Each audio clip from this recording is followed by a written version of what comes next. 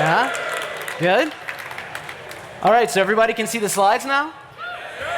Let me just tell you, that is the most horrifying moment as a speaker, to ask people, can you see the slides? And just to see a sea of thumbs down and no and go back to America. Well, guess what? Americans don't run, okay? So welcome to my talk. So, hello, my name is James, and today I'm going to talk to you about the sad state of computer security. I'm going to describe why the security community has failed in the past. I'm going to describe why the security community is failing right now. I'm going to describe why the security community will fail in the future. There will be a symphony of failure. Every song will be a sad one. Children will be crying. Old people will wish that they were dead. Middle-aged people will be killing the old people. Nobody will survive. The only good news is that tonight is Thursday, which means that it's almost Friday, but unfortunately, Friday is going to suck too. It never gets better. As shown by this graph, life only gets worse. Time is on the x-axis. Worseness is on the y-axis. That line is going up and to the right, ladies and gentlemen. So let's talk about computer security.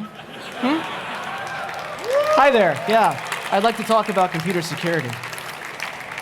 Here is the biggest challenge with computer security. It's actually pretty fun to be a criminal. I'm not saying that you should be a criminal, but I am saying that you would be happier if you were a criminal. I mean, think about your life right now. Sometimes you sit around and you feel bad that you don't have things that your friend Todd has. But if you're a criminal, you can just take that stuff from Todd and it will feel great because you will have something that Todd does not have, right? And then Todd will sit around and he'll have less than he had before. So you can feel double better than Todd. So I guess what I'm saying is that crime is actually a pretty good way to improve your life. So if there are any young people listening in the audience, I hope you've written that life lesson down. Now, of course, we are members of the security community, and we'd like to think that we are better than the common criminal. Now, this is the way we think that we do security, okay? We're fighting the bad guy. We've got all these advanced strategies in our head, and sometimes we go on the offensive, and sometimes we focus on defense, but we feel like we're in control at all times. So this is the way that we imagine that life works. But of course, real-world security looks something like this. We are constantly getting choked out by the bad guys, okay? The best that we can do is protect maybe 4% of our data before we give in to the sweet release of death, okay? That's the security world that we live in today, and I'm going to describe this horrifying world in some more detail. So in particular, I'm going to provide 3 reasons why computer security is getting worse and probably won't improve ever. Basically, I'll explain why most of our hard work is immediately useless. Okay? We finish that work, and then immediately it cannot help anyone whatsoever on this planet. Now, after I conclude this talk, I will then leave the building. I will not provide you with psychological counseling services because I'm a jerk. Okay? So here's one big challenge in computer security. There are too many sockets. Okay? So Trinity from The Matrix wants to open up a socket to the robot world and destroy it from the inside. Jack Bauer from the hit TV series 24 wants to open a socket to the terrorist machines so he can find them and yell things like, who do you work for? But he doesn't want to yell things like, why are all of you villains overly simplistic stereotypes that don't reflect the true complexities of the world on terror? Right? Sockets. There are too many sockets out there. We need fewer sockets. And the reason is that from the security perspective, sockets are like the mucous membranes on an animal, okay? They're the places where that animal is weak. You can't totally get rid of them, but the fewer the better. So let me give you an example. So here's the animal that I want to create, okay? So it's got the head of a dude, but it's got antlers so it can attack things, and it's got goat legs so it can climb up on hills, and it can trample its enemies and do all kinds of fun things. So that's a pretty cool animal, but as currently designed, this animal has no input-output ports, right? So it can't interact with the world. Okay, fine. So I'm going to give this animal a mouth, boom, now it can go eat things, it can go to the dentist, it's amazing, right? But how is it going to find the dentist's office? Okay, you got me. I'm going to give my animal some eyes. Okay, now my animal can see stuff, and it can react to jaguars, and it can look at stupid pictures on Twitter, right? Okay, fine. Now, of course, the animal has to take care of some other animal business, so we give it one more input-output port, but now we're done, right? This animal can do everything that it needs to do, and it has a minimal threat surface. Now, let's say somebody comes up and they have the flu. Right? That person can cough all over my animal's back, but hey, no mucous membranes there. Okay, my animal's gonna be fine, right? Now look, someone else might show up and cough all over my animal's neck. You sick pervert, is that how you get your kicks, right? But guess what? My animal's not going to get sick. There's no mucous membranes on that neck, okay? Now, heaven forbid, some jerk might show up and cough directly in my animal's eyes. That's the kind of world we live in, okay? Yeah, my animal might get sick, but hey, I've defended 2 out of 3 attacks. That's not bad, right? So here's the point. The world hates you, okay? This baby looks cute, right? There are 8 people in this room who want to steal that baby's identity and use it to buy cheap whiskey and fireworks, okay? Look around you. 8 people, they look just like you and me, but they hate babies and they love identity theft, okay? So the moral of the story is that if you love a thing, let that thing talk to the world as little as possible because the world wants to cough in its eye. Now, as computer scientists, we need to be suspicious of things, right? So when we design systems, we should really constrain the number and types of network connections that our systems can make. Internet of Things, oh no. Right? So if you believe in the Internet of Things, which, by the way, you should not, then you're excited about a future in which my thermostat has an IP address, and my refrigerator has an IP address, and all of my babushka dolls have IP addresses, so I can ping each one and retrieve an XML document that describes all the fun ways that my babushka dolls are stacked up against each other like they're on a Tokyo subway, okay? Now, did you just hear what I just said? Russian dolls on a Tokyo subway? Listen to how multicultural that sounds. Hashtag diversity, okay? I support it, right? Now, by the way, do you recognize these people? These are the same 6 people who are on every single tech company's website. Even though when you actually visit the company, you can never find the brown or the female people from this picture, right? Why is that? Where could these people be? Well, today I make a promise. We will find you, senior tester Ricardo Gutierrez. We will find you, front-end web designer Angie Tamberlin. We will find you, kernel hacker Amy Daria Absanhu Umdere. I hope that everyone in the crowd will show your support for this mission by using the hashtag. We will locate the missing brown and female diversity people who are having a great time on tech company websites but don't actually appear to work at the actual companies. Thank you. Thank you for your support of diversity. Now, note that that entire hashtag is actually 146 characters long. So if you want to include additional information in your tweet, you will have -6 characters to do so. So choose those -6 characters very carefully. It's what Ricardo Gutierrez would have wanted if we could actually find Ricardo Gutierrez. So anyways, we were discussing the Internet of Things and why it's a terrible idea. So let me give you a real-life example of why the Internet of Things is probably going to destroy us all. So in the future, your light bulbs will have IP addresses. Now, this, of course, is deeply problematic. So for example, there was a popular brand of smart light bulb which could be configured using a smartphone. So your smartphone uses Wi-Fi to send a command to one light bulb, and that light bulb forwards the command to other light bulbs using a local wireless mesh network. So you can use Wireshark to analyze the traffic going over that mesh network. Now, did you hear what I just said? You can use Wireshark to analyze the network traffic that's being exchanged by light bulbs. The end times are here, okay? Jesus is about to come back, or maybe the Buddha, or maybe Godzilla's about to come back, but somebody's coming back, and they're not gonna be happy, okay? Because we all know that light bulbs should not be exchanging IP packets over wireless networks. But anyways, a Wireshark analysis reveals that the light bulbs exchange the Wi-Fi password over the mesh network. The Wi-Fi password is the thing that your smartphone and your tablet and your other devices use to access the wireless internet that's connected to the public internet, okay? So the light bulbs exchange that Wi-Fi password over that local mesh network. So you might think, hey, I could just snoop on that mesh network and steal the Wi-Fi password. However, the light bulbs exchange that Wi-Fi password in encrypted form, so there's no problem, right? Well, you'd be wrong, because you can reverse engineer the light bulb's firmware to find weaknesses in that light bulb's mesh protocol. What? Let that sink in for a minute, okay? Light bulbs have firmware, okay? Factoid number 1. And you can reverse engineer that firmware. Factoid number 2. I want to be shot in the face right now. Factoid number 3. Okay, this is deeply problematic. So once you do that reverse engineering, you'll discover that each instance of this light bulb, right, every single one that was made, basically had the same cryptographic key, the same AES key, baked into the firmware. right? So that means that once you extract that key from the firmware once from any light bulb, you can then use it to decrypt the Wi-Fi password and then connect to the Wi-Fi using that stolen Wi-Fi credential, right? And this attack will work on any house that uses this type of smart light bulb.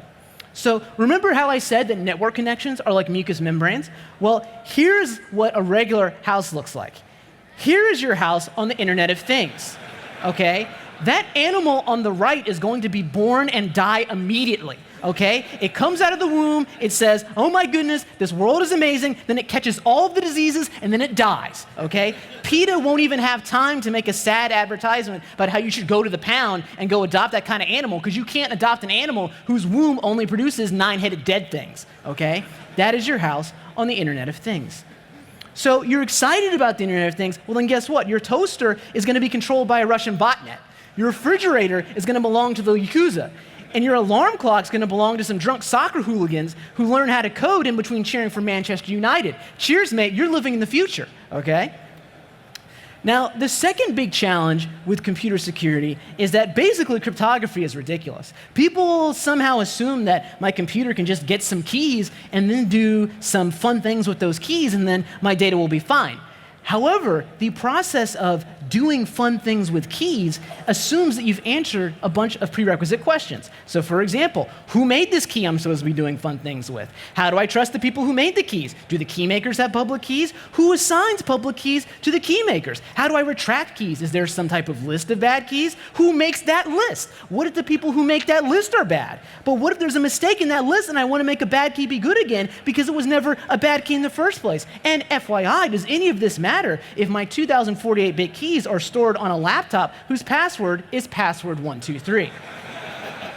Right? Does any of this fancy encryption help me if the first thing that I do when I find a USB keychain on the ground is to stick that keychain in my computer because there might be something fun on that USB keychain, like Stuxnet perhaps, right? Maybe this is how the hackers are going to break my unbreakable encryption. I don't know. Your guess is as good as mine. But my point is that it's actually pretty difficult to write secure code. So for example, suppose that I want to write a function to calculate factorials. Okay, that's pretty easy. But then what happens if my boss comes up to me and says, you need to make this factorial function secure? So now I have a cryptographic key. Where does that key go? Like literally, where do I put that key in the code? I guess I accept it as a parameter to factorial, but what do I do with it? I can't just call a do security method and be done with it. I have to do the security myself. Right? I have to create a little universe where factorial can be safe and play with its friends and live a rich, fulfilling life. How am I going to do that when I just have a key? I want to be with my friends having a drink, and you keep asking me to manipulate this key. I don't feel very comfortable right now. I don't even understand how to initialize the key. Anyone who's done crypto knows that I have to initialize the key by invoking some weird function with a bunch of underscores and pointer arguments, like RSA underscore 1024 underscore init underscore context underscore context. That function has an argument that's a pointer to the universe. Where do I get a universe pointer? I am not Galactus. I just feel very uncomfortable in this situation. I think I'm just going to throw a security not supported exception and go home. So just stop talking to me. I just really feel like being alone right now. So the point is that hopefully you can see that cryptography is not the silver bullet that people want it to be, right? The ability to do fancy things to big integers is not going to save the world. This is why when people come up to me and they say things like, James, Bitcoin is going to change everything. I'm like, really? Yeah? You think that Bitcoin's going to change everything? That's what you think? You're adorable, right?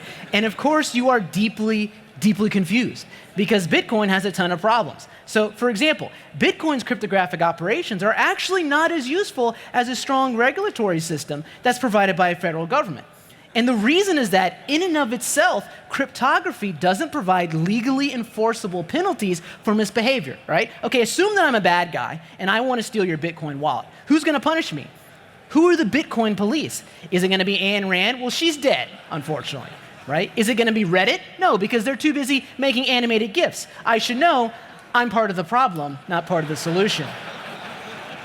So who's left? Who's left to be the Bitcoin police? Maybe Poseidon could be the Bitcoin police. He can't even remember to wear pants, okay? So I suppose that some ragtag group of internet vigilantes could form a posse and bring me to justice, but if your justice system and your currency scheme requires posses or Poseidon to work properly, you are probably in trouble. In fact, we already know that Bitcoin is in trouble. If you read the recent newspaper stories about Bitcoins, then you'll see that your Bitcoins are either going to be stolen by a gangster, trapped inside an insolvent Bitcoin exchange, or used to fund an assassination plot in which you yourself are the target of the aforementioned assassination, right? These are the kinds of fun things that happen when you create a market that's totally unregulated by the government. And there's this other problem with Bitcoins is that they are inherently deflationary, right? So the ultimate number of Bitcoins is finite. After a certain point, you won't be able to mine anymore. Now, what this means is that as the Bitcoin economy grows, that is to say, as there are more objects which are denominated in Bitcoins, the prices for those objects have to fall. Now, things are fine in the regime that I show up here because both of these lines, that is to say, the number of Bitcoins and the number of Bitcoin-denominated objects, both of these lines are growing at the same time. But once we get here, prices have to start falling because the average price of an object is the total number of Bitcoins divided by the total number of objects. Now, you might be saying to yourself, hey, James, a little bit of deflation, it's no big deal. But did you know that even a little bit of deflation can lead to a cyclone of economic ruin? Did you know that the Great Depression was caused by such runaway deflation? Did you know that the evils of deflation have been known for decades, so Bitcoin enthusiasts should know better? Allow me to explain why Bitcoin people should read more books. And by the way, I fully expect to be shanked in the parking lot by Bitcoin enthusiasts after this talk, because as we all know, they're not very humorful people. Oh well, this is the price you pay for being a messiah and a prophet like myself. So this regime up here is called the deflationary spiral. Okay, so what happens is that the prices drop, and that price drop encourages people to defer their purchases of goods, since prices will always be cheaper tomorrow. Now, the price drops also lead to lower profits for businesses, which in turn leads to lower wages. Now, this combination of lower wages and deferred purchasing behavior leads to less aggregate demand in the overall economy. And this lack of demand leads to lower prices, creating the deflationary feedback loop. So, at the time of the Great Depression, many countries were actually using the gold standard. Now, like Bitcoin, the gold standard is a deflationary currency system because the monetary supply can't be easily increased in response to economic distress. So what did these countries realize? They realized that they needed to abandon their deflationary currency. Now, what this graph up here shows is the economic output for a bunch of countries that were using the gold standard. The x-axis is time, and the y-axis is the amount of economic activity. The line for each country becomes more brightly colored when that country abandoned the gold standard. Now, what we see is that abandoning the deflationary currency system led to faster economic recovery. So, if you could travel back in time to the 1930s, here's what 1930s people would tell you. First of all, don't use Bitcoins. Second of all, keep your eyes on the Germans. I don't think they learned their lesson. Third, don't take cocaine to cure headaches because cocaine brings you a different set of problems, which are probably worse than the original set of headache problems that you had. Also, don't use Bitcoins. So Bitcoin people represent this amazing intersection of non-empiricism and a completely unjustified sense of optimism. The only other people in the security community who are goofy like this are the people who invent new DRM protocols, right? So every time someone creates a new media technology, the digital rights management people claim that cryptography can somehow prevent piracy. They claim that cryptography can prevent people from stealing content. But if that's true, why can I go to any BitTorrent search engine and type in any noun plus the term HD and immediately get access to terabytes, petabytes of free content in crisp, crystal clear 1080p? Right? It's almost like it doesn't matter that my media devices have cryptographic keys. That's wacky. Let me tell you why cryptography is much weaker than you think. When security researchers typically think about who's trying to break cryptography, they typically envision highly trained mathematicians who use computers and sophisticated analysis to break RSA and SHA and things like that. However, these aren't the people who are actively attacking things like DRM. You really need to worry about people like this guy. Okay? This guy put up flyers at his school for a Dungeons and Dragons club. Nobody showed up. Okay? The internet told this guy that you couldn't catch all the Pokemon. He caught them all. Guess what? Nobody cared. Okay? So this dude is going to devote his entire life to breaking the copy protection on Battlestar Galactica DVDs, okay? You can't defeat a person like this, okay? I don't care what type of cryptography you're using. This guy will not be denied. I mean, life will deny him the opportunity to experience real happiness, but at least he'll be able to watch Battlestar Galactica. So this is why DRM will always fail us. Now, the final thing that I want to discuss today is the law and how it interacts with the computer security. Now, in particular, I want to discuss the Supreme Court in America. So in America, the Supreme Court ultimately determines how a lot of security law is interpreted. And that's a problem because the Supreme Court is largely made up of people who are worried that when you take a photograph of someone, you steal that person's spirit, right? So my favorite legal moments are when a Supreme Court justice is confronted with a question about security law, and the justice says, what would Thomas Jefferson do? What would Thomas Jefferson think about how the Constitution applies to smartphones? Well, let me tell you what would happen if you showed a smartphone to Thomas Jefferson. First of all, he's gonna freak out because he's gonna look at the smartphone and think it's made from demons because Thomas Jefferson is from the 18th century. And then after he freaks out, he's gonna die of a combination heart attack, stroke, okay? Same time, heart attack, stroke, okay? That's how that scene's gonna go down. Okay? So let's not pretend that the founding fathers would somehow be masters of technology law if they were magically transported from the spirit world to the 21st century. I mean, look, the founding fathers had some very good ideas, but they also had some very bad ideas. They missed a few things. So for example, rejecting the monarchy and allowing the public to choose elected representatives. That sounds like a great idea, but women can't vote. I think that you missed something, founding fathers. There may be a minor flaw in your plan there.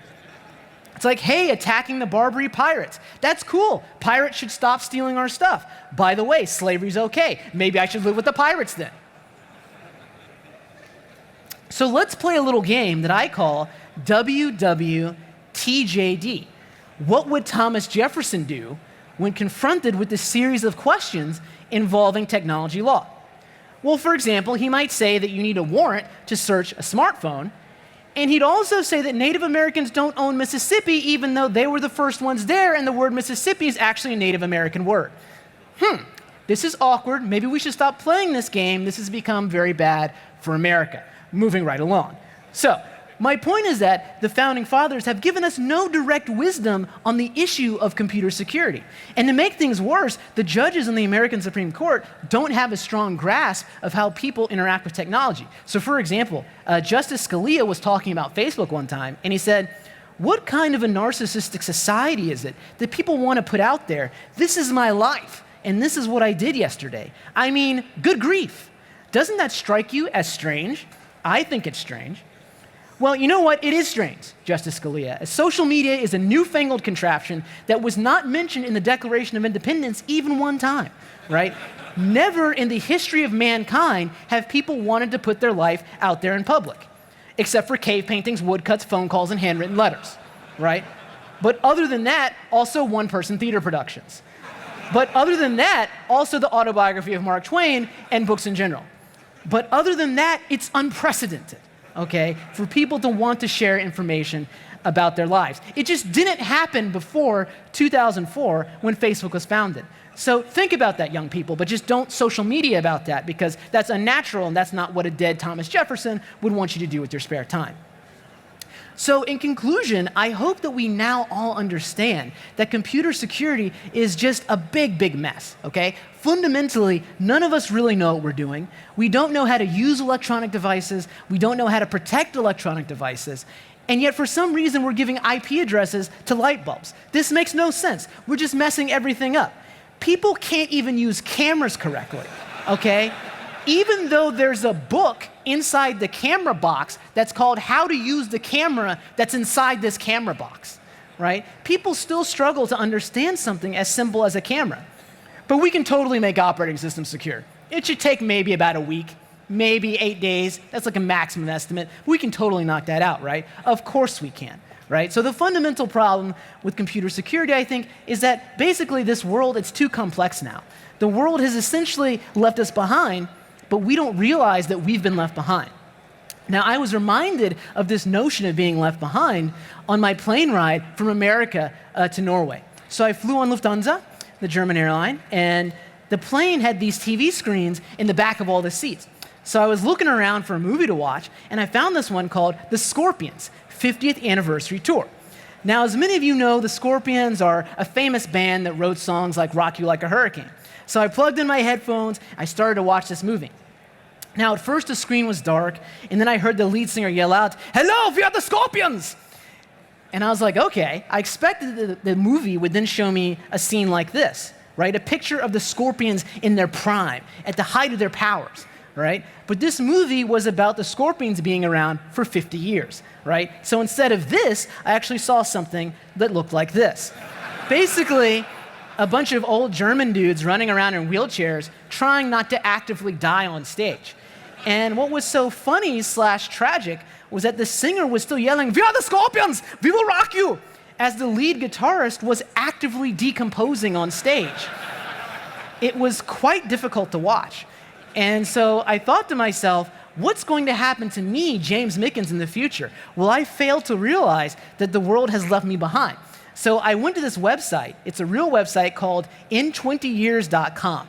So the basic idea is that you upload a photo of yourself, and then the website will edit the photo to show what you'll look like in 20 years. So this is a real website. So I went to the site, and I uploaded this photo. This is what I look like now. The website then told me that I will look like this in 20 years, okay?